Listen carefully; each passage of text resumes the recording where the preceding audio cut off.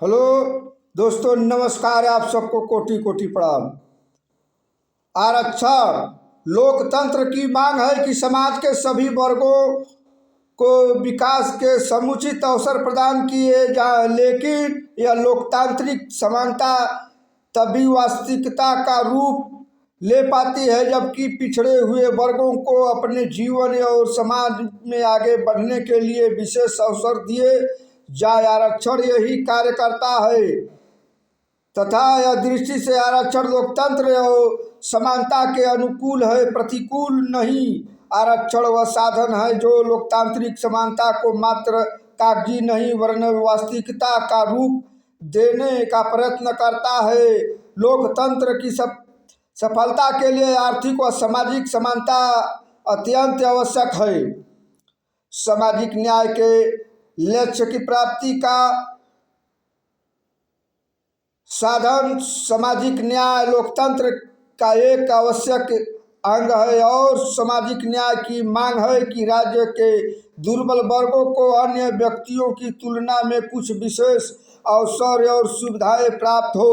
यह आरक्षण के आधार पर ही संभव हो सकता है। इस दृष्टि से आरक्षण सामाजिक न्याय के लक्ष्य को प्राप्त करने का एक महत्वपूर्ण साधन बन सकता है। इस बात को दृष्टि में रखते हुए ही भारत सहित विश्व के कुछ अन्य देशों में आरक्षण की व्यवस्था को अपनाया गया है। भारत की परंपरागत सामाजिक व्यवस्था की दृष्टि से आरक्षण आवश्यक। भारत में हिंदू वर्ग के अनुयायी परंपरागत रूप में दो वर्गों में विभाजित रहे हैं। प्रथम स्वर्ण हिंदू अर्थात उच्च जातियों और तृतीया निम्न जातीय स्वर्ण हिंदुओं द्वारा तथाकथित निम्न जातियों का सैकड़ों वर्षों से शोषण किया जा रहा है।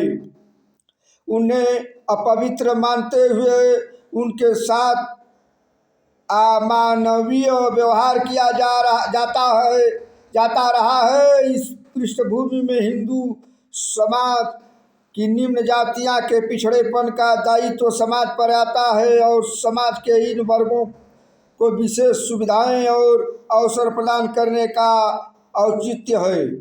क्षेत्रीय विषमताओं के कारण आरक्षण की आवश्यकता क्षेत्रीय और जनसंख्या की दृष्टि से विशाल और विविधताओं से भरे इस देश में जातीय विषमताओं के समान ही क्षेत्रीय विषमताओं की स्थिति भी रही है। भारतीय संघ के विविध राज्यों में ऐसे अनेक क्षेत्र हैं जहां स्वतंत्रता प्राप्ति के समय तक शहरी जीवन की सुविधाओं ने भी प्रवेश नहीं किया था। स्वाभाविक रूप से इन क्षेत्रों में रहने वाले व्यक्तियों घोर पिछड़ेपन में रहते हुए अपना जीवन व्यतीत कर रहे हैं। इन क्षेत्रों में रहने वाले व्यक्तियों को आदिवासी, वनवासी, गिरिजन या जनजाति आदि नामों से पुकारा जाता रहा है। इन क्षेत्रों के घोर पिछड़ेपन का दायित्व भी संपूर्ण समाज और राज्य व्यवस्था पर आता है। अतः संविधान में इन्हें अनुसूचित जनजातियों STS का नाम दिया गया है तथा इन्हें प्रतिनिधि संस्थाओं और सेवाओं में आरक्षण की सुविधाएं तथा विकास के लिए अन्य कुछ विशेष सुविधाएं प्रदान की गई। अनुसूचित जातियों तथा जनजातियों के लिए आरक्षण की व्यवस्था संविधान के भाग 16 कुछ वर्गों के संबंध में विशेष उपलब्ध के अंतर्गत की गई है तथा संविधान के इस भाग 16 का आधार संविधान का अनुच्छेद 46 में कहा गया है।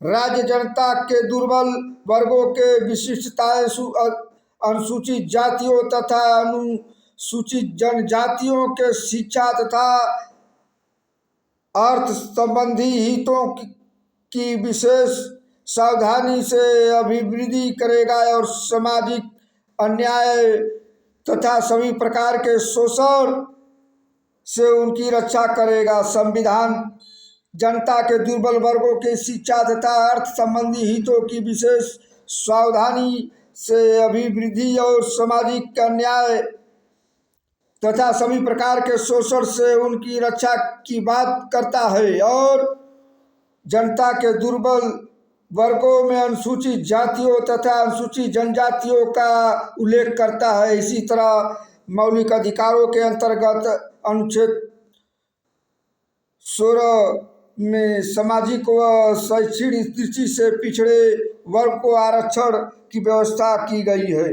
इस प्रकार संविधान जाति के आधार पर आरक्षण की अनुमति प्रदान करता है, लेकिन धर्म के आधार पर आरक्षण की कोई अनुमति प्रदान नहीं करता है। भारतीय समाज में हिंदू वर्ग के परंपरागत रूप से जाति व्यवस्था की जो स्थिति रही है उसमें वर्ग के साथ जाति के जुड़ने और जातिगत आधार पर आरक्षण का औचित्य है। धार्मिक आधार पर आरक्षण के विचार का अनौचित्य भारतीय संविधान जातिगत आधार पर आरक्षण की अनुमति देता है और व्यवस्था करता है, लेकिन धर्म के आधार पर आरक्षण की कोई व्यवस्था भारतीय संविधान में नहीं की गई है। भारत में कुछ राजनीतिक दलों के द्वारा दलीय राजनीति और चुनावी राजनीति को दृष्टि में रखते हुए समय समय पर अल्पसंख्यकों के लिए आरक्षण, विशेष रूप से सभी मुसलमानों के लिए आरक्षण की बात कही जाती रही है, लेकिन वस्तुतः धर्म के आधार पर आरक्षण का कोई औचित्य नहीं है। भारत एक निरपेक्ष राज्य है और धर्मनिरपेक्षता भारतीय संविधान का एक प्रमुख आदर्श है। धर्मनिरपेक्षता राज्य का आवश्यक है। ऐसा राज्य जिसके द्वारा धर्म के आधार पर अपने एक नागरिक और दूसरे नागरिक के बीच किसी भी प्रकार का भेदभाव न किए जाए। धर्म के आधार पर आरक्षण की कोई भी बात हमारे संविधान के एक मूल सिद्धांत धर्मनिरपेक्ष राज्य के प्रतिकूल होगी। इंदिरा साहनी विवाद में सर्वोच्च न्यायालय ने भी सांप्रदायिक आधार पर किसी आरक्षण का निषेध किया है। 2012 में कर्नाटक हाई कोर्ट ने भी धर्म के आधार पर मुसलमानों को आरक्षण देने को अविष्कार कर दिया है। अब यह मामला एक अपील के अंतर्गत सर्वोच्च न्यायालय में लंबित है। इसके अतिरिक्त भारतीय समाज के पिछड़े हुए वर्गों के समान पिछड़े हुए मुसलमानों के लिए आरक्षण का कोई औचित्य हो सकता है, लेकिन सभी मुसलमानों के लिए आरक्षण की व्यवस्था तो नए सिरे से सांप्रदायिक विशेष के लंबे को जन्म दे सकती है।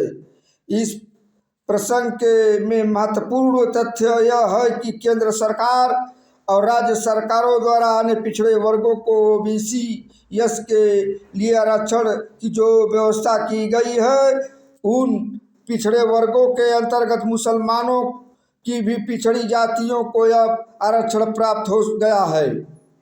यदि कोई समाज संपूर्ण अर्थों में जीवित रहना और आगे बढ़ना चाहता है तो उसे अपने इतिहास से कुछ सीखना होता है, कोई दृष्टि प्राप्त करनी होती है। हमारा ऐतिहासिक अनुभव भी यही कहता है कि धर्म के आधार पर प्रदान की गई कोई भी विशेष स्थिति, कोई भी भेदभाव धार्मिक पृथकता के भाव को गहरा